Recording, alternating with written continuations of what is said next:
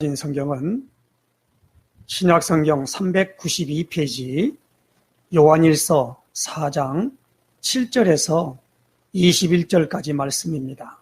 봉독해 드리겠습니다. 사랑하는 자들아, 우리가 서로 사랑하자. 사랑은 하나님께 속한 것이니 사랑하는 자마다 하나님으로부터 나서 하나님을 알고 사랑하지 아니하는 자는 하나님을 알지 못하나니 이는 하나님은 사랑이심이라. 하나님의 사랑이 우리에게 이렇게 나타난 바 되었으니 하나님이 자기의 독생자를 세상에 보내심은 그로 말미암아 우리를 살리려 하심이라. 사랑은 여기 있으니 우리가 하나님을 사랑한 것이 아니요 하나님이 우리를 사랑하사 우리 죄를 속하기 위하여 화목제물로 그 아들을 보내셨음이라. 사랑하는 자들아, 하나님이 이같이 우리를 사랑하셨은즉 우리도 서로 사랑하는 것이 마땅하도다. 어느 때나 하나님을 본 사람이 없으되 만일 우리가 서로 사랑하면 하나님이 우리 안에 거하시고 그의 사랑이 우리 안에 온전히 이루어지느니라. 그의 성령을 우리에게 주심으로 우리가 그 안에 거하고 그가 우리 안에 거하시는 줄을 아느니라. 아버지가 아들을 세상의 구주로 보내신 것을 우리가 보았고 또 증언하노니 누구든지 예수를 하나님의 아들이라 시인하면 하나님이 그의 안에 거하시고 그도 하나님 안에 거하느니라. 하나님이 우리를 사랑하시는 사랑을 우리가 알고 믿었노니 하나님은 사랑이시라. 사랑 안에 거하는 자는 하나님 안에 거하고 하나님도 그의 안에 거하시느니라. 이로써 사랑이 우리에게 온전히 이루어진 것은 우리로 심판날에 담대함을 가지게 하려 함이니 주께서 그러하심과 같이 우리도 이 세상에서 그러하니라. 사랑 안에 두려움이 없고 온전한 사랑이 두려움을 내쫓나니 두려움에는 형벌이 있음이라. 두려워하는 자는 사랑 안에서 온전히 이루지 못하였느니라. 우리가 사랑하면 그가 먼저 우리를 사랑하셨음이라. 누구든지 하나님을 사랑하노라 하고 그 형제를 미워하면 이는 거짓말하는 자니 보는 바 그 형제를 사랑하지 아니하는 자는 보지 못하는 바 하나님을 사랑할 수 없느니라. 우리가 이 계명을 주께 받았나니 하나님을 사랑하는 자는 또한 그 형제를 사랑할지니라. 아멘. 우리 신앙 고백 선포하십시다. 주는 그리스도시요 살아계신 하나님의 아들이십니다. 그리스도는 하나님 만나는 길이 되십니다. 죄와 저주에서 해방 주셨습니다. 사단을 이긴 권세를 주셨습니다. 아멘. 할렐루야. 시편 150편 6절에 보면 호흡이 있는 자마다 여호와를 찬양할지어다 그랬습니다. 이사야 43장 21절에는 이 백성은 내가 나를 위하여 지었나니 나를 찬송하게 하려 함이라 그랬습니다. 이스라엘의 하나님은 찬송 중에 거하신다 그랬습니다. 오늘 이 사도 요한이 우리에게 굉장히 중요한 메시지를 하나 준 것이 있습니다. 그것은 뭐냐? 하나님이 누구시냐라고 하는 것에 대한 분명하게 말합니다. 하나님은 사랑이시라. 그리고 이 사랑은 오늘 18절 말씀에 사랑 안에 두려움이 없고 온전한 사랑이 두려움을 내쫓나니 두려움에는 형벌이 있습니다. 두려워하는 자는 사랑 안에서 온전히 이루지 못하였느니라. 그러므로 오늘 우리에게 하나님이 우리를 사랑하셨다라는 겁니다. 그러므로 말미암아 우리가 하나님을 사랑하는 것이 아니라 먼저 하나님이 우리를 사랑하셨다라는 겁니다. 그러므로 이 사랑을 받은 사람들은 마땅히 새 계명에 우리의 형제들을 사랑하는 것이 마땅하다라는 겁니다. 이것이 하나님이 우리에게 요구하는 요구입니다. 그러니까 모세를 통해서는 십계명을 통하여 하나님을 사랑하는 것에 대하여 하나님을 모르니까 하나님을 사랑하는 자에 대하여 이제 1계명에서 4계명까지 말했고, 그리고 5계명 내 부모를 공경하라 해서 마지막 탐내지 말라까지 5계명에서 10계명까지의 그것은 내 이웃을 내 몸과 같이 사랑하라 라고 하는 것입니다. 그런데 이제 뭐냐? 우리는 이제 예수 그리스도로 말미암아 하나님을 알았다는 겁니다. 그렇기 때문에 이제 뭐냐면 하나님의 사랑을 우리가 덧입었기 때문에 하나님의 어마어마한 축복으로 말미암아 하나님과 뭡니까? 교제가 되기 때문에 이제는 뭐냐? 우리도 하나님이 우리한 죄인을 사랑한 것처럼 우리 형제를 사랑하는 것이 마땅하다라는 겁니다. 그래서 모세를 통하여 계명을 주었는데 신약에 와서는 예수님이 새 계명을 너희에게 준다 그랬습니다. 그래서 모세 때의 계명과 예수님이 준 계명이 다 똑같은 거예요. 하나님을 사랑하고 이웃을 사랑하는 것이 십계명입니다. 그런데 이제는 무엇입니까? 여기에 뭐냐까 모든 부분에 이 사랑을 우리가 덧입었으니까 형제를 사랑하라는 것입니다. 그래서 우리가 손을 놓고 요한복음 13장 30절을 찾아보십시다.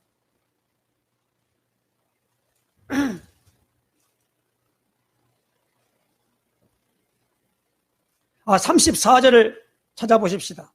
34절이면 30절이 아니고 34절입니다. 34절 35절 제가 읽겠습니다. 새 계명을 너희에게 주노니 서로 사랑하라. 내가 너희를 사랑한 것 같이 너희도 서로 사랑하라. 너희가 서로 사랑하면 이로써 모든 사람이 너희가 내 제자인 줄 알리라. 오늘 저는요, 이 유인물을 통하여 설교를 준비했습니다.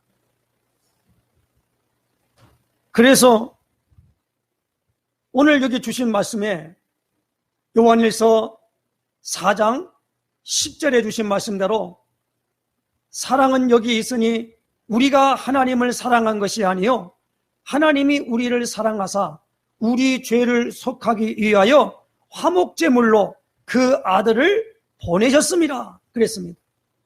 화목제물로 그 아들을 보내셨습니다. 화목제물입니다.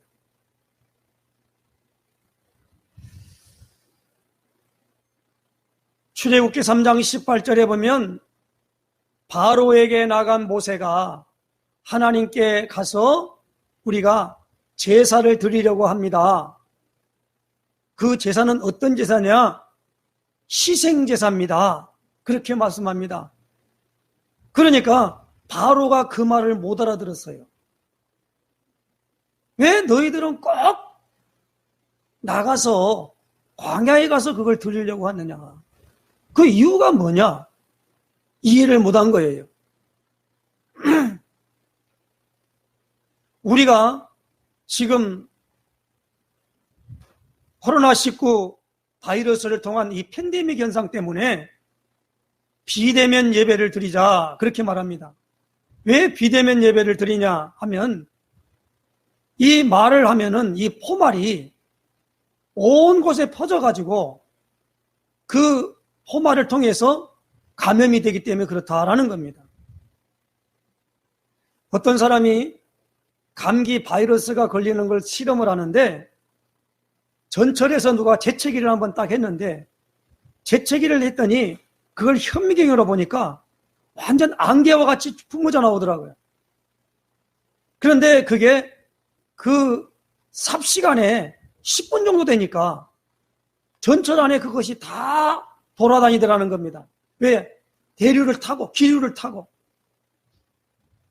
그러면서 이 감염이라고 하는 부분에 대해서 과학적으로 증명을 하는데 이 부분에 대하여 지금 모인 장소마다 다 그렇게 하는데 모든 걸 다 막아버리면 사람이 일상생활을 할 수가 없잖아요.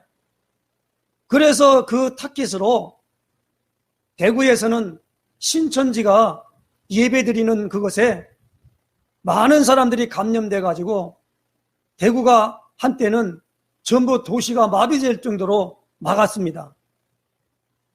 저 중국의 우한이라고 하는 지역에 1100만이, 1200만이나 되는 인구, 서울에 있는 인구보다 많지요. 인구가 그냥 완전히 폐쇄를 시켜서 아파트마다 모두가 다 뭡니까? 그냥 출입을 못하도록 가서 그 땜질을 해버리는 그렇게 되는 부분들을 보게 되었습니다.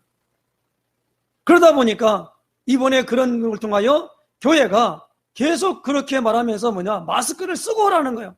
그래도 걸렸다고 하면서 이제 이번에 저 사랑제일교회 그 정광훈 목사님이 국가, 다시 말하면 이 문재인 대통령 하야를 요구하는 집회를 계속 하니까 거기를 타깃을 삼아가지고 이번에 이렇게 그것을 광범위하게 확산시키고 그것 때문에 되었다고 온 부분에 언론이 지금 집중해서 나가는 가운데 있습니다. 그리고 거기에 따르는 무엇입니까? 교회와 교회끼리 싸움을 붙여요. 그래서 목사님들이 나와가지고 정광훈 목사가 하는 건 잘못된 것이다 비판하게 만들고, 쉽게 말하면 침뱉게 만들고, 그리고 그 사람이 이단이다, 그걸 우리가 덮어씌워야 된다, 그렇게 조장을 하고 있습니다. 결론에 가서는 무엇입니까? 더욱더 교회당에 들어오는 사람도 못 들어오게 하고, 예배드리는 모든 부분들도 설교자도 마스크를 쓰고 설교를 하라는 거예요. 이걸 통해서 무엇입니까? 이 주범이 누구냐? 교회라는 겁니다. 지금 이런 상황 속에서 계속적으로 나가는 가운데 있습니다. 지금 무엇을 말하려고 합니까? 하나님께서 오늘 우리에게 있어주는 교제와 소통을 통하여 하나님이 우리를 사랑하셔서 주어지는 부분인데, 하나님과 우리 사이에 하나님이 오실 수 없는 장벽이 있다 이 말입니다. 원수가 뭡니까? 다시 말하면 죄입니다. 이 죄의 장벽이 하나님과 우리 사이를 내었다는 겁니다. 하나님이 여기에 오실 수도 없고 우리가 하나님께 갈 수가 없다는 겁니다. 그래서 하나님이 우리 인간을 하나님의 형상대로 아담을 창조하시고 그 아담에게 하나님의 형상인 생기를 불어넣으니 생명이 되었습니다. 그 생명이 된 아담이 하나님과 교제하면서 하나님의 사랑 안에서 모든 일을 진행해 나갔는데, 그만 하나님이 아담에게 자유의지를 줬어요. 자유의지라는 게 뭐냐? 완벽한 자유를 준 것입니다. 하나님이 사람을 절대 로봇으로 만들지 않았습니다. 하나님이 흙으로 만든 짐승과 흙으로 만든 새는 인간에게 붙여서 다스리라 그랬어요. 그래서 하나님이 만들어 놓은 모든 피조 세계의 것들을 전부가 뭡니까? 눈에 보이는 물질과 이런 모든 것에 있어지는 이, 다시 말하면 정신세계, 다시 말하면 육체에 붙어있는 혼적 세계에 대한 모든 부분들을 인간이 그것들을 다스리도록 하나님이 만들어 놨습니다.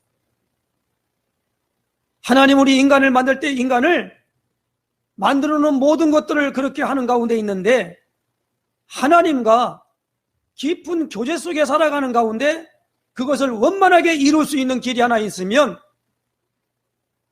에덴 동산의 가운데에 생명나무와 선악을 알게 하는 나무를 두어서, 생명나무에 있지만 선악을 알게 하는 나무의 열매는 먹지 말라, 먹는 날에는 반드시 죽으리라, 개역성에는 정령 죽으리라, 그렇게 아담에게 의 횡의 언약을 주셨습니다.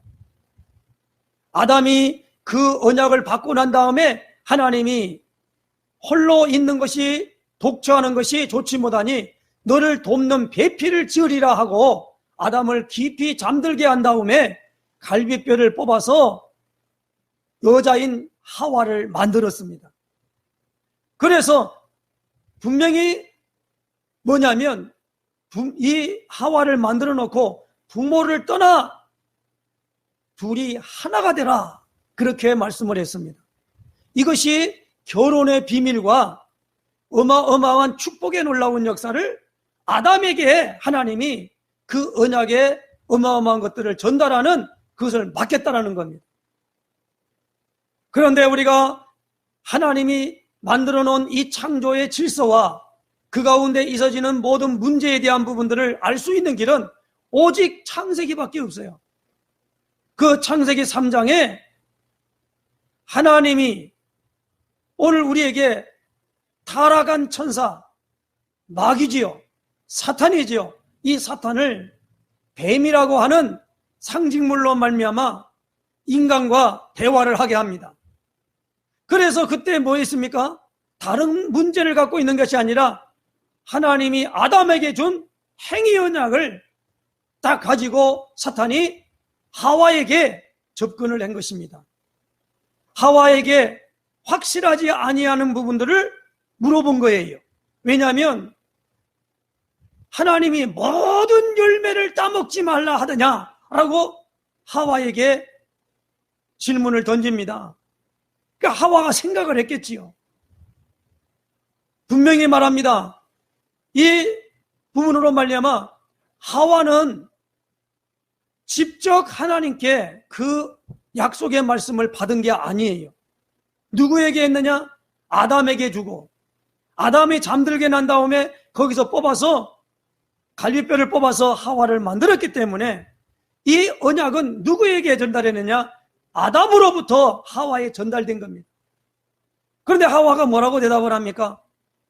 먹을 수는 있는데, 먹는데, 먹지도 말고 만지지도 말라 그랬다. 그리고 먹으면 죽을까 하노라 하셨느니라 그랬어요. 죽을까라고 그랬어요. 아담에게 하지 않은 만지지도 말라는 말을 보탰지요. 그리고 뭡니까? 반드시 죽으리라는 말을 죽을까 하노라 하는 나름대로의 거기에 여지가 남겨놓은 것이 있습니다. 그렇게 대답하는 하와에게 이 사탄이 뭐라고 말합니까? 이 뱀이 뭐라고 말합니까? 결코 죽지 않는다. 결코 죽지 않는다. 반드시 죽는다는데 하와는 뭐냐? 사탄은 뭐라고 그럽니까? 결코 죽지 않는다. 그러면서 그것을 먹는 날에는 내 눈이 밝아서 하나님같이 될 줄을 하나님이 아심이라. 우리는 하나님이 전지전능하시다 그렇게 말합니다. 전지, 모든 걸 알고 계신다는 거예요. 그리고 뭐요? 전능하다라는 거예요. 모든 걸 할 수 있다는 겁니다. 하나님은 조물주입니다. 모든 걸 할 수 있는 만드신 분이에요. 그리고 비록 하나님의 형상대로 있지만은 우리는 뭐요? 피조물이에요. 피조물과 조물주는 반드시 분리되어야만 됩니다. 피조물이 조물주와 같이 행세하면 안 돼요. 그래서 하나님이 만들어 놓은 이 세계를 하나님이 우리 인간에게 주시면서 여기에 가장 중요한 부분이 뭐냐? 인간이 그것을 알 필요가 없던 겁니다. 그런데 하와가 그 말을 듣고는 뭐가 생겼습니까? 그 선악과에 대한 호기심이 생긴 거예요. 딱 바라보는데 먹음직하고 보암직하고 탐스럽다라는 겁니다. 이 오늘 요한일서에는 그것을 이렇게 표현합니다. 육신의 정욕, 안목의 정욕, 이 세상의 자랑이다. 그렇게 말합니다. 그것이 딱 들어오니까 그 유혹을 이길 수가 없어서 뭡니까? 그것을 따먹은 거예요. 그 따먹고 난 다음에 아담에게 남편을 주매 남편도 먹은지라 그랬습니다. 분명합니다. 하나님은 아담에게 말씀을 주었고 아담은 그걸 본인이 직접 따지 않았어요. 하나님이 만들어준 여자인 하와가 그것을 갖다 주니까 먹은 거예요. 그러니까 그 내용은 자기가 안 땄기 때문에 분명히 자기는 하나님 말씀대로 먹지 말라고 그래 안 먹었단 말이에요. 근데 땄다는 말이 아니고 먹지 말라고 그랬는데 만들어준 그 여자에게 받아가지고 먹은 거라는 말입니다. 동일하게 한 줄로 하시길 바랍니다. 그래서 그 먹은 사건이 죄라 그래요. 이 죄. 그때부터 오늘 인간에게 뭐가 있느냐? 죽으리라 그랬으니까 그 죽는 현상이 나타나야 되잖아요. 그런데 뭐냐? 육체는 죽질 않았다라는 겁니다. 육체는 죽지 않았습니다. 그리고 우리가 이 세상 말로 말하면 사람이 볼 때에 육체만 있는 게 아니잖아요. 거기에 따르는 혼이 있다 이 말입니다. 영어로는 그걸 소울이라 그래요. 혼이 있단 말이에요. 그런데 하나님의 형상이 영이 무엇입니까? 떠나버린 겁니다. 다시 말하면 하나님을 감지하는 기능이 상실돼 버린 거예요.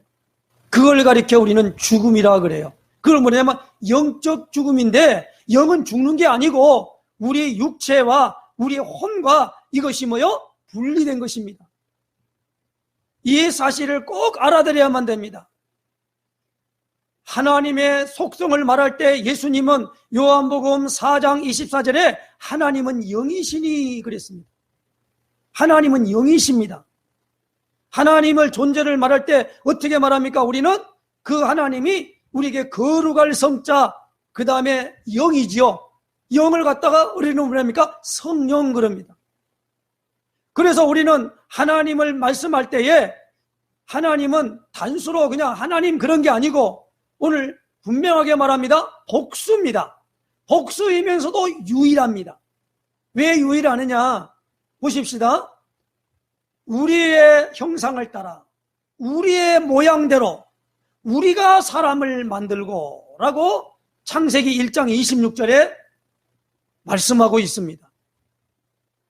그때 우리 요한복음 1장 1절에는 태초에 말씀이 계시니라 이 말씀이 하나님과 함께 계셨으니 이 말씀은 곧 하나님이시니라. 그러므로 하나님이 오늘 우리가 뭐냐면 이것을 우리는 나누어서 예수님을 보내시기 전에 그 하나님을 성부 하나님이라 그래요. 그리고 그 아들이라 그래하여 보냈다고 해서 아들이라고 하는 것은 무엇입니까? 낳았다는 거거든요. 그렇게 뭐냐면 성자 예수님이라 그렇게 말합니다. 그리고 그 예수님이 떠나면서 우리에게 약속한 것은 하나님의 성령이 우리에게 그 영이 우리에게 온다라고 합니다. 그걸 우리는 우리 편에서 말할 때 예수님이 설명할 때 보혜사라 그렇게 말하기도 말하고 우리는 뭡니까? 그걸 성령이라 그렇게 말합니다. 그 성령을 우리에게 부어준다 그랬습니다. 그래서 똑같은 기능이에요. 성부 하나님, 성자 하나님, 성령 하나님 요 삼위일체 하나님을 가리켜서 우리는 뭐라고 말합니까? 유일하신 하나님이라 그런다 이 말입니다. 하나님이 여러 분 있다는 게 아니고 자 그렇다면 오늘 이 하나님이 오늘 요한일서 4장에는 요한일서는 우리가 잘 알듯이 요한복음을 쓴 사도 요한이 쓴 서신서입니다. 그 서신서에 제일 중요한 부분이 하나 있습니다. 이 초대교회 때에 하나님께 속한 자와 마귀에게 속한 자가 있다라는 겁니다. 하나님께서 속한 자는 어디냐? 죄를 짓지 않는다는 거예요. 하나님께 속한 자는. 그러나 분명하게 말합니다. 요한일서 3장 7절부터 보십시다. 옆에 보니까 성경 찾아보십시다. 3장 7절에 보니까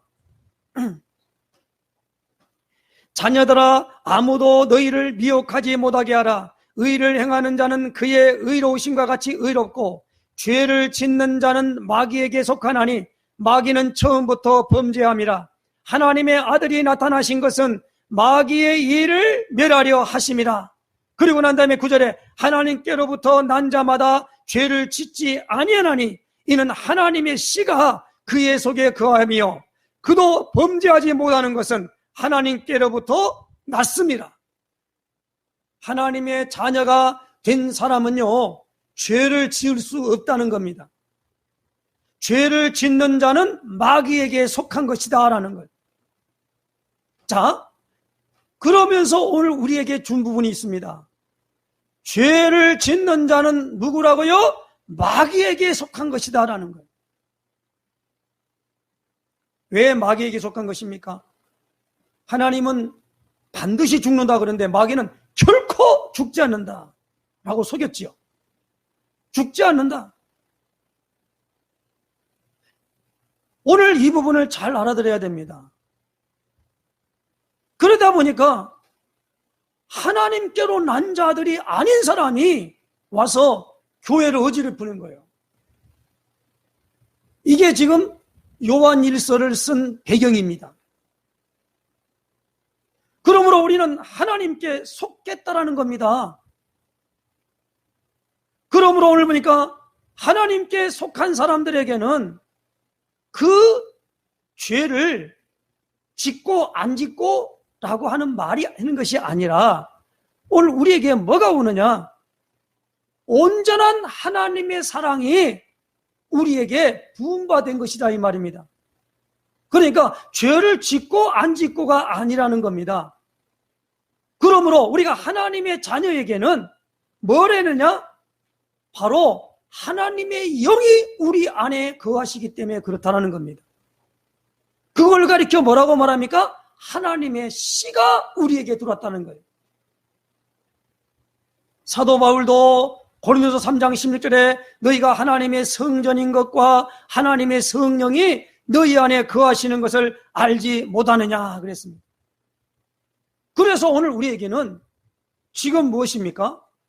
오늘 이 읽은 성경 말씀 13절에 보니까 그의 성령을 우리에게 주심으로 우리가 그 안에 거하고 그가 우리 안에 거하시는 줄을 아느니라. 안다라고 그래, 안다.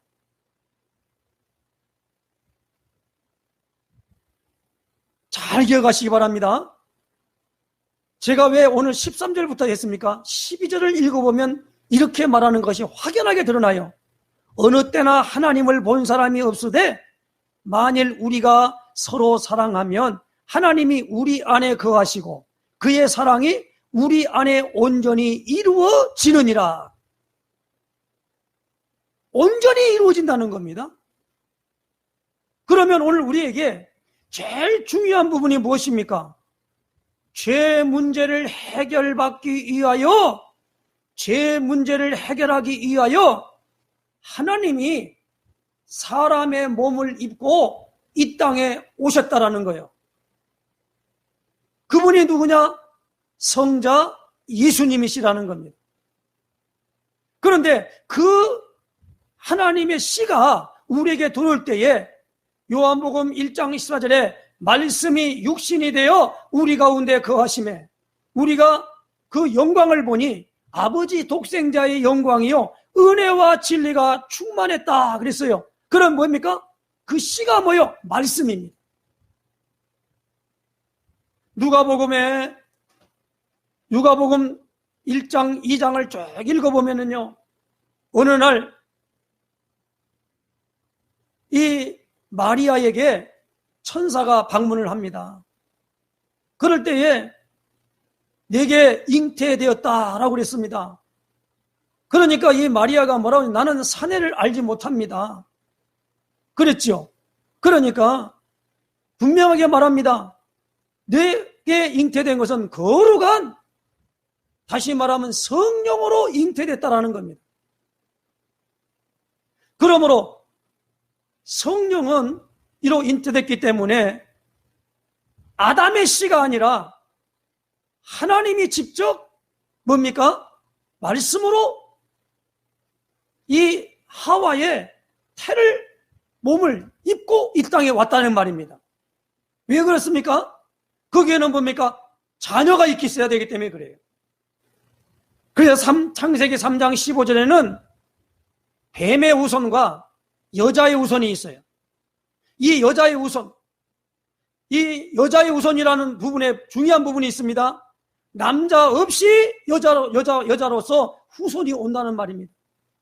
이것은 우리가 유전학적으로 있을 수 없는 일이라고 그래요. 아무리 발견해도 여자가 다시 말하면 아기를 낳을 수가 없다는 겁니다.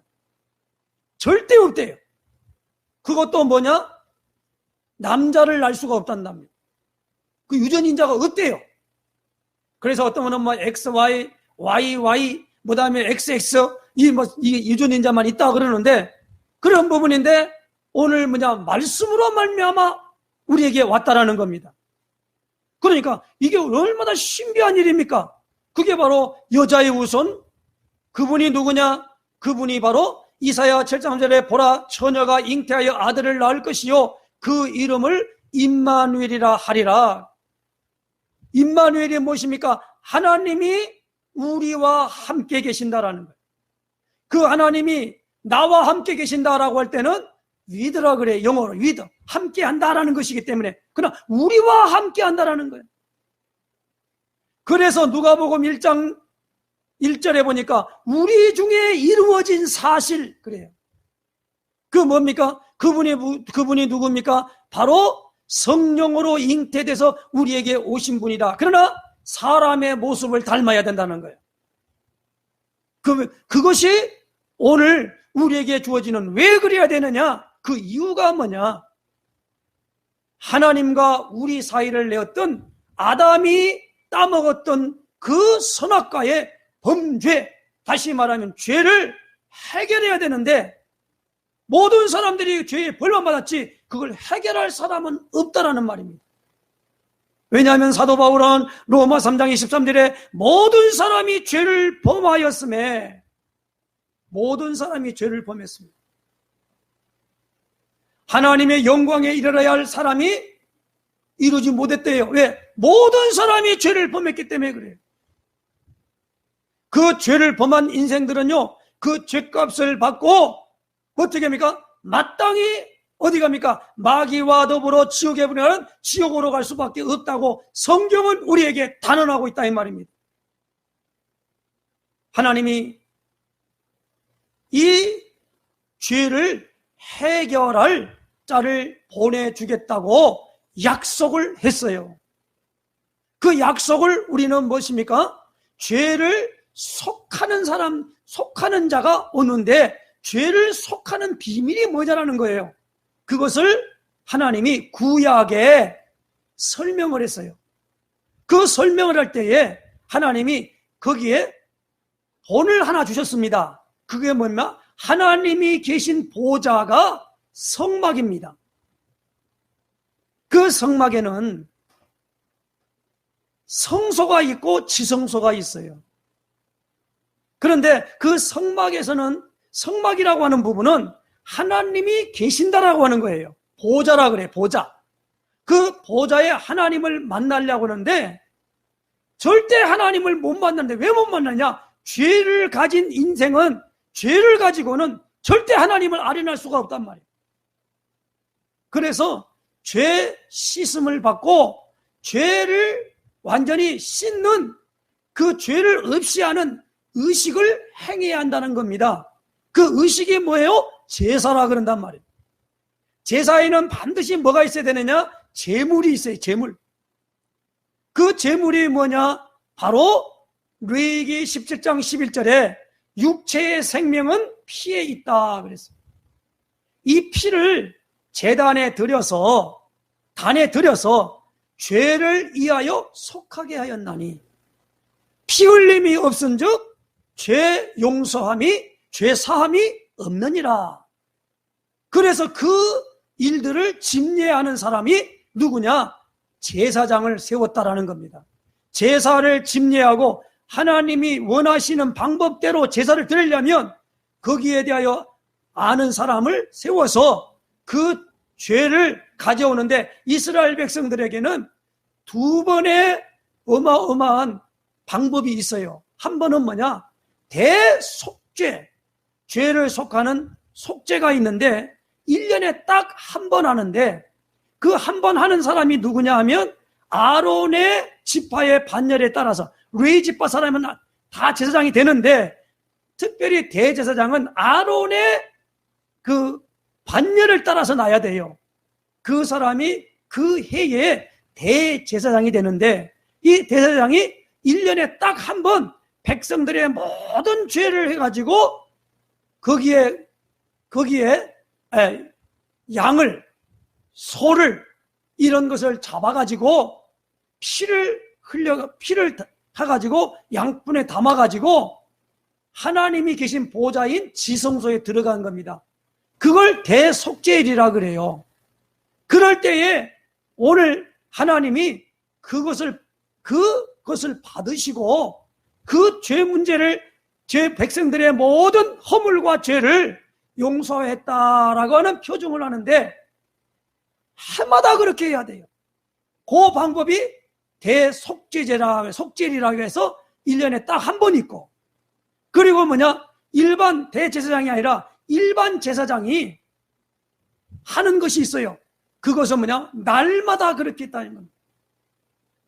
거기는 레위 지파 사람 제사장이 날마다 그것을 했는데, 자기가 죄 지은 것이 생각나면은 거기에 대한 대가를 가지고 제사장에게 갑니다. 그 제사장은 그 죄를 갖다가 하나님 앞에 대표자로 그 죄를 대신하여 그것을 갖다가 의식을 행하고 내 죄가 사해졌느니라 라고 하는 것들을 하는 예식이라 이 말입니다. 이게 두 가지요. 1년에 한 번과 두 번 있는데, 그 제물이 누구냐? 바로 하나님과 죄 지은 인간 간의 화목제물이다 그런다 이 말입니다. 그래서 오늘 이 예수님이 바로 화목제물 된 줄로 아시기를 바랍니다. 화목제물. 그러므로 구약에는 짐승의 피를 가지고 대제사장마다 들어갔다라고 하는 것인데, 그것이 오늘 히브리서에는 뭐라고 말씀하냐면은, 히브리서에 보면은 이 말씀이 있습니다. 히브리서 9장 12절에 염소와 송아지의 피로 아니하고 오직 자기 피로 영원한 속죄를 이루사 단번에 성소에 들어가셨느니라. 히브리서 10장 12절에는 오직 그리스도는 죄를 위하여 한 영원한 제사를 드리시고 하나님 우편에 앉으사, 그렇게 말씀합니다. 히브리서 13장 20절에는 양들의 큰 목자이신 우리 주 예수를 영원한 언약의 피로 죽은 자 가운데서 이끌어내신 평강의 하나님이 그랬어요. 그래서 영원성이 있는 것입니다. 구약에는 매번마다 죄를 지으면은 거기에 양이나 소나 그 모든 것들을 잡아가지고 그 피를 흘려가지고 그 피를 이렇게 죽었다라고 하는 걸 가지고 할 때 하나님이 그걸 받았단 말이에요. 그런데 그때는 뭐냐면 모형이기 때문에 짐승이 하다 보니까 상징이 된다 이 말입니다. 그런데 예수님이 인간의 몸을 입고 왔는데 그분은 죄가 없어요. 그런데 요한복음 1장 29절에 보니까 세례 요한이 이렇게 말합니다. 보라, 세상 죄를 지고 가는 하나님의 어린 양이로다. 그래서 그가 뭡니까? 그 짐승과 같이 있는데 피를 흘려가지고 죽으셔가지고 영원한 속죄를 해버렸단 말이에요. 그것도 뭡니까? 날마다 하는 것이 아니고 해마다 하는 것이 아니고 단번에 했다는 말입니다. 그래서 오늘 우리는 히브리서 기자는 이렇게 말합니다. 예수의 피를 힘입어 성소에 들어갈 담력을 얻었다라는 겁니다. 오늘 이 사실을 믿으시기를 주의 이름으로 부탁합니다. 그 피를 힘입어 성소에 들어갈 담력을 얻었다는 말입니다. 그래서 오늘 여기 보니까 하나님이 세상을 이처럼 사랑하사 독생자를 주셨으니 이는 그를 믿는 자마다 멸망하지 않고 영생을 얻게 하려 하심이라. 하나님이 세상을 이처럼 사랑하사 하나님 사랑이 나타난 바 된 거란 말이에요. 그러므로 이 사랑이 갖고 있는 사람은 오늘 18절 말씀에 사랑 안에 두려움이 없고 온전한 사랑이 두려움을 내쫓나니 두려움에는 형벌이 있습니다. 두려워하는 자는 사랑 안에서 온전히 이루지 못하였느니라. 그러므로 예수님이 베드로에게 요구한 것이 뭐지요? 요한복음 21장 15절로 18절에 이렇게 말합니다. 요한의 아들 시몬아, 이 사람들보다 내가 나를 더 사랑하느냐? 사랑을 물어본 거예요. 하나님이 이같이 우리를 사랑하였은즉 하나님이 핏값으로 산 형제를 사랑하는 것이 마땅하다라는 겁니다. 이것이 예수님이 준 새 계명이고 그게 요한복음 13장 34절 말씀입니다. 새 계명을 너에게 주노니 서로 사랑하라. 그러므로 오늘 사랑하는 자들아 7절입니다. 우리가 서로 사랑하자. 사랑은 하나님께 속한 것이니 사랑하는 자마다 하나님으로부터 나서 하나님을 알고 사랑하지 아니하는 자는 하나님을 알지 못하나니 이는 하나님은 사랑이심이라. 제가 결혼할 때 유지선이라고 하는 자매님이 축가를 불러줄 때 요 성경 구절을 가지고 찬양을 불렀어요. 그럴 때 그때는 그런가 보다라고 했는데 이 메시지를 준비하면서 말이에요. 그게 생각나는 거 있죠. 하나님의 사랑이 나타난 바 되었다라는 겁니다. 우리가 하나님을 사랑한 것이 아니고 하나님이 우리를 사랑하셔서 죄 문제를 해결하기 위하여 화목제물 되시는 그 제물 되시는 예수님을 이 땅에 보내주셨다는 겁니다. 그래서 이 예수님은 화목제물 되기 위하여 하나님이 자기를 보낸 그 목적, 이유를 알고 그 뭐냐면 온전하게 순종했다라는 겁니다.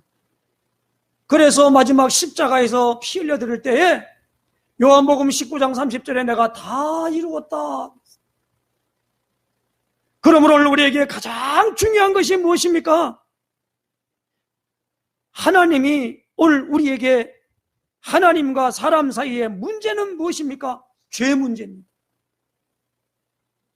저는요 35일 작정 새벽 예배를 드리면서 계속적으로 지금 우리가 출애굽기를 보다가 지금 이 말씀으로 지금 진행하고 오늘 아침 새벽까지 해서 20일째 나옵니다. 하루하루에 나가는 부분들을 계속 집중하여 지금 하나님 앞에 구하고 찾고 두드립니다. 그러다 보니까 뭐냐, 주위에 있는 모든 부분들에 있는 것에 대하여 신경 쓰거나 관심 쓰는 것이 줄어들어 버렸어요. 근데 이게 없습니다. 없을 때는 주위에 있는 것들이 무엇입니까? 계속적으로 뭡니까? 어쩔 때는 막 격분하게도 만들고, 어쩔 때는 무엇입니까? 측은하게도 만들고, 어쩔 때는 뭐냐면 이러면 안 되는데 하면서도 그 사람이 막 미워지는 거예요. 왜 저럴까? 왜 저럴까? 그러면서 나쁜 놈, 막 욕도 하게 되고, 막 그러는 거예요. 그리고 막 그냥 어떤 부분에 있어가지고 좋은 일보다 나쁜 일을 볼 때에 거기에 대한 계속 무엇입니까? 두려움이 막 쌓이는 거예요. 저러면 안 되는데. 그러다 보니까 있잖아요. 이 모든 부분으로 말미암아 내가 영적으로 너무나 피폐해지는 거예요. 그러나 거기에 대한 해결책도 없어요. 괜한 부분에 내가 거기에 그냥 시류에 따라 흘러가는 겁니다. 그러니까 뭐니까 이런 신경 쓰기 싫어. 그러니까 괜히 스포츠 보기도 하고 말이야. 괜히 말이야 즐거운 게 없나? 그러고 이거 있겠다고 하면서 사람이 이상하게 빠져가는 거 있죠. 그런데 작정을 하고 오늘 말씀을 탁 받을 때 예수님께서 분부하여 이르시되, 분부가 뭔가 사전을 찾아보니까 윗사람이 아랫사람에게 다 이르는 말, 이렇게 됐단 말이에요. 그런데 뭡니까? 명령, 그렇게 말합니다. 무엇입니까? 예루살렘을 떠나지 말고 내게 들은 바 아버지의 약속하신 것을 기다리라라는 거예요. 그 약속하신 것을 기다리는데 그것이 무엇입니까? 좋은 것입니다. 그리고 그겁니까? 누가복음에는 그걸 성령이라고 말씀합니다. 그래서 그것을 좋은 것을 체험을 못했기 때문에 그 좋은 것을 생각하고 바라보고 달라고 얘기를 하는데, 그럴 때 무엇입니까? 좋은 걸 주는데 아직 받아보지를 못했기 때문에 거기에 대한 무엇입니까? 사랑이 막 하나님을 사랑하고 하나님이 나를 사랑하는지 전혀 감을 못 잡는단 말이에요. 그러다 보니까 그들이 그것을 딱 받고 보니까 사도행전 2장에 보니까 15국에서 온 사람들이, 유월절을 지키러 온 사람들이 그 마가 요한의 다락방에 임했던 성령을 입은 사람들이 사람이 변해가지고 있는 거예요. 그러면서 사람들이 묻는 겁니다. 세상에 그게 뭐요? 하고 물으니까 베드로가 설명을 했어요. 그 설명하니까 너희가 십자가에 못 박은 그 예수님이 바로 이것을 받아가지고 우리에게 준 것이다. 그러니까 거기 있는 사람들이 그럼 우리도 그거 어떻게 하면 됩니까? 라고 말하니까 사도 베드로가 사도행전 2장 38절에 이렇게 말씀합니다. 너희가 회개하여 각각 예수 그리스도 이름으로 세례를 받고 죄 사함을 받으라. 그리하면 성령의 선물을 받으리니, 이게 공식입니다.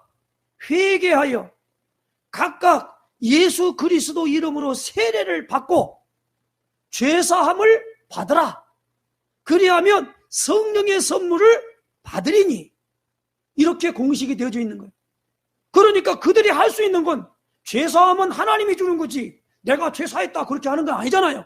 그러니까 베드로의 말대로 뭘 했습니까? 세례를 받았는데 예수 이름으로 세례를 받았어요. 받으니까 세례 요한의 세례가 아닙니다. 예수의 님의 이름으로 세례를 받았단 말이에요. 그때 세례를 받음에 신도의 수가 3,000이나 더하더라 그랬습니다. 제자가 아니죠. 그러니까 신도가 맞습니다. 신도의 수가 3,000이나 더하더라. 그들이 되놓으니까 그들은 성령 받은 게 아니에요. 선물 아직 안 받았어요. 그러니까 사도의 가르침을 받아 교제하고, 그리고 떡을 떼며, 그리고 무엇입니까? 오로지 기도에 힘쓰더라. 그 상태로 나온 겁니다. 하나님께서 그 성령으로 말미암아 우리 안에 어마어마한 놀라운 일들을 보려고 하는데, 성령이 오늘 우리에게 오시니까 받은 사람들이 누구를 나타내냐면 예수님이 그리스도가 맞다라고 하는 확증이 온 줄로 아시기를 바랍니다. 그래서 하나님이 나를 너무 사랑하셔서 예수님을 이 땅에 내 죄를 해결하기 위하여 십자가에 못 박혀 피 흘려 죽게 하셨구나. 그것이 깨달아진다라는 겁니다. 그래서 그 사랑을 알게 된다라는 거예요. 그래서 제일 중요한 건 성령이 오시면 첫 번째 나타나는 현상이 뭐냐? 아까 사랑과 희락과 화평과 오래 참음과 자비와 양성과 충성과 온유와 절제가 나타난다는 겁니다. 그 우리 편에서 올 때는 성령이 와버리면 되는데 안 올 때는 어떻게 되느냐? 중요한 것이 하나 있어요. 예수 그리스도 이름으로 세례를 받아야 한다는. 이 말은 무슨 말입니까? 예수 그리스도를 마음의 주인으로 영접하고 그분과 깊은 교제 안에 들어가야 한다는 겁니다. 그럴 때 성령은 우리 안에 부어진다라고 하는 거예요. 그것이 공식이에요. 그래서 우리는 찾지 않았습니다마는, 그동안 수없이 봤습니다마는 사도행전 10장 찾아보십시다. 사도행전 10장, 혹시라도 온라인 예배를 드린 분들도 있기 때문에 천천히 찾으면서 말씀을 보겠습니다. 사도행전 10장 43절, 44절, 42절부터 보십시다. 40절까지 제가 읽겠습니다. 우리에게 명하사 백성에게 전도하되 하나님이 살아있는 자와 죽은 자의 재판장으로 정하신 자가 곧 이 사람인 것을 증언하게 하셨고 그에 대하여 모든 선지자도 증언하되 그를 믿는 사람들이 다 그의 이름을 힘입어 죄사함을 받는다 하였느니라. 죄사함을 받는다 하였느니라. 누구요? 그의 이름을 힘입어 죄사함을 받는다 하였느니라. 베드로가 이 말을 할 때에 성령이 말씀 듣는 모든 사람에게 내려오시니 45절입니다. 베드로와 함께 온 할례 받은 신자들이 이방인들에게도 성령 부어 주심으로 말미암아 놀라니 이는 방언을 말하며 하나님 높임을 들음이로라. 그러니까 성령 세례 받은 사람은 다른 사람이 압니다. 그 변화에 대한 부분을 안다니까요. 이건 성령은 눈에 안 보이는데 나타나요. 그럴 때 우리의 육체의 현상은 일단 뭐냐면 제일 부분에 방언의 은사가 임해요. 그리고 무엇입니까? 예언의 은사가 임해요. 그래서 무엇입니까? 성령 받으면은 올 수 있는 거냐? 너희 자녀들은 예언할 것이며 너희 젊은이는 환상을 보고 너희 늙은이는 꿈을 꾼다. 이 말은 CVDIP예요. 다시 말하면 V 비전이에요. 그리고 뭡니까? 드림 꿈입니다. 그리고 너희 자녀들 젊은이 늙은이뿐만이 아니라 그리고 무엇입니까? 남녀 종들 신분에 따라 있는 사람들도 예언한대요. 그러니까 성령을 받으면 모든 것들이 다 성령 안에서 하나 된 줄로 아시길 바랍니다. 이렇게 되어지니까 그때부터 오늘 우리에게 무엇입니까? 하나님의 사랑을 알게 되고 그리고 무엇입니까? 옆에 있는 하나님이 핏값으로 산 그 형제들을 사랑하는 마음이 나타나게 된다는 말입니다. 그 사람들에게 있어가지고 뭐 죄를 짓고 안 짓고 이것이 아니라는 겁니다. 그러므로 오늘 말씀을 마칩니다. 분명하게 말합니다. 20절, 21절 보니까 누구든지 하나님을 사랑하노라 하고 그 형제를 미워하면 이는 거짓말하는 자니 보는 바 그 형제를 사랑하지 아니하는 자는 보지 못하는 바 하나님을 사랑할 수 없느니라. 우리가 이 계명을 주께 받았나니 하나님을 사랑하는 자는 또한 그 형제를 사랑할지니라. 이 계명이 뭐지요? 세 계명. 세 계명이 뭐지요? 모세가 준 계명도 있지만은 그 계명이 아니라 그걸 또 완전하게 했지요. 요한복음 13장 34절. 이것은 외우시길 바랍니다. 분명히 새 계명을 너희에게 주노니 서로 사랑하라. 아버지께 나를 사랑하지 내가 너희도 서로 사랑하라. 이것이 오늘 우리에게 준 어마어마한 메시지인 줄로 아시길 바랍니다. 그래서 오늘 우리는요, 이걸 내 힘으로 어떻게 사랑을 한다고 사랑이 됩니까? 안 되잖아요. 그래서 우리가 지금 뭐가 뭐냐면 일단 위로부터 능력을 입혀주는 이 성령을 받아야 돼요. 받은 게 아니라 체험해야 돼요. 이 체험을 어떻게 하겠습니까? 간증을 해야 돼요. 다른 사람들에게 확연히 드러나거든요. 자, 그렇다면 우리가 할 수 있는 방법은 딱 한 가지밖에 없어요. 뭐요? 오로지 기도에 힘써야 돼. 오로지 기도에 힘써야 돼. 그래서 뭡니까? 24시간 기도의 축복 속으로 들어가야만 됩니다. 24시간입니다. 그때는 무엇입니까?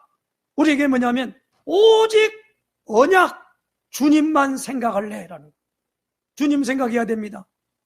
그래서 죄 없는 분이 내 죄 때문에 십자가에 못 박혀 죽으셨구나 라고 하면서 우리에게도 똑같이 무엇입니까? 그 죄에 대하여 자꾸 자복을 해야 돼요. 그래서 요한일서 1장 9절에 말씀합니다. 보십시다. 1장 9절에 보니까 만일 우리가 우리 죄를 자백하면 그는 미쁘시고 의로우사 우리 죄를 사하시며 우리를 모든 불의에서 깨끗하게 하실 것이요 그랬습니다. 우리는 대제사장이 아니라 일반 제사장입니다. 예수님을 그리스도로 알고 믿고 마음속에 주인으로 영접한 사람은 뭡니까? 왕같은 제사장들이요 그랬어요. 우리는 영적 제사장인 줄로 아시길 바랍니다. 그러므로 뭡니까? 예수의 피를 힘입어서 무엇입니까? 죄를 자복해야 돼요. 내가 이러이러한 죄를 지었습니다. 이런 모든 부분들을 자복해야 한단 말이에요. 그러면 깨끗하게 낫는 역사로 말미암아 1년에 한 번이 아니라 무엇입니까? 날마다 여기에 대한 부분을 말한단 말입니다. 그러면 우리에게 뭐요? 성령으로 덧입혀지는 역사가 나타나게 될 줄로 믿습니다. 그래서 이게 공식이에요. 죄 문제를 가지고 하나님 앞에 나와서 자복하는 것입니다. 그러면 하나님이 그로 말미암아 죄를 용서하는 것이 임하는 거요. 그 증거가 뭐냐? 성령이 부어진다는 겁니다. 그러면 성령 주세요가 아닙니다. 순서가 뭐죠? 예수 그리스도를 깊이 생각하란 말입니다. 그리고 예수님이 무엇 때문에 십자가에 못 박혀 죽으셨는가? 그 보혈의 피를 날마다 찬송해야 돼요. 오늘 이것이 오늘 우리에게 요구되는 미션인 줄로 아시길 바랍니다. 그래서 오늘 여기 보니까 우리 죄를 속하는 화목제물 되시는 분이 예수님이시단 말이에요. 그럼 우리는 늘 뭐요? 복음을 믿으라는 거예요. 복음을 믿으라는 거예요. 그래서 오늘 우리가 이 유인물을 통하여 주신 메시지를 이 한 주 동안 곰곰하게 읽으시기 바랍니다. 이건 그냥 쓱 한번 읽고 지나가는 그 말이 아니에요. 이 성경 구절을 계속 음미하세요. 그러면 아까도 말한 대로 이제 뭡니까?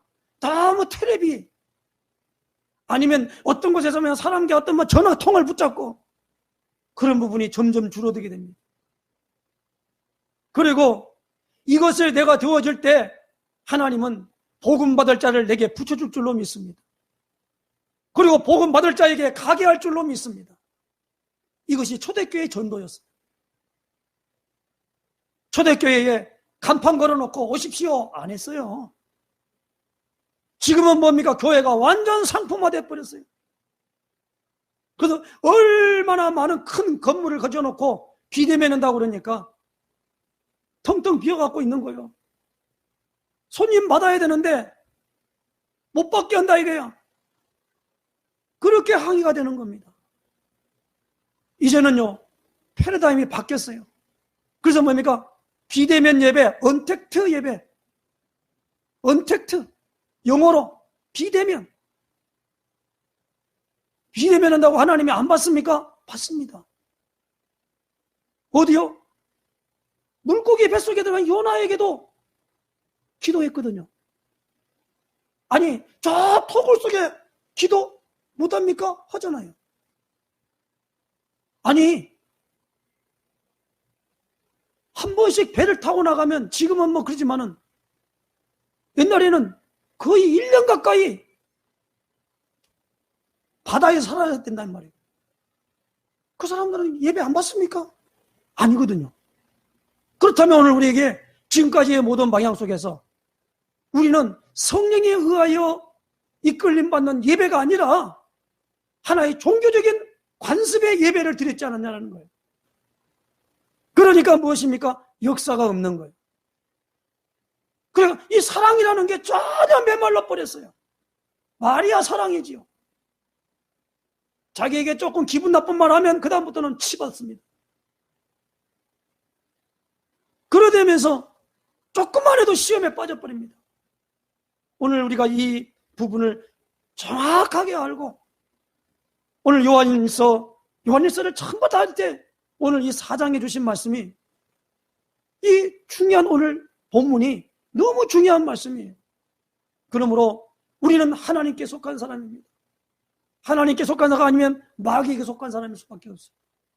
그러므로 하나님의 사랑이 우리를 주장하는 축복으로 승리하는 역사에 서시기를 예수님의 이름으로 축원드립니다. 기도하겠습니다. 하나님 아버지, 오늘 우리에게 중요한 메시지를 통하여서 우리 죄를 속하는 화목제물 대신 예수님이 그리스도 일을 하셨음을 아버지 깊이 묵상하며 또 그 이름을 힘입어서 하나님께 나아갈 때에 하나님이 오늘 우리의 흠양함으로 우리에게 성령으로 세례와 충만함으로 역사하신 것을 말씀을 통하여 확인했습니다.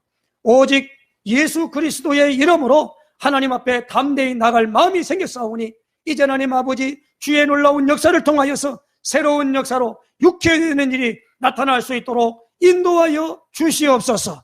예수 그리스도의 이름으로 간절히 기도드리옵나이다. 아멘.